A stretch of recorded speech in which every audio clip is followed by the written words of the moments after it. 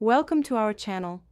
If you want to move your photos from iCloud to Google Photos for better accessibility or more storage space, follow these step-by-step instructions to transfer your entire photo library. Step 1. Open a web browser on your computer and go to Apple's Data and Privacy page. Sign in with your Apple ID credentials. Step 2. Select Transfer a copy of your data and choose Google Photos as the destination service. Step 3. Sign into your Google account and authorize Apple to transfer your photos to Google Photos. Step 4.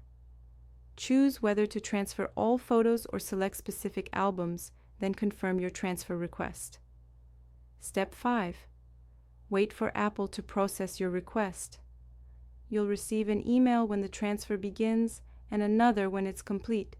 This can take several hours to a few days depending on library size. Step 6. Alternatively, download photos from iCloud.com to your computer. Log in, go to Photos, select All Photos, and click the download icon. Step 7. Open Google Photos in your browser. Click Upload and select the downloaded photos from your computer.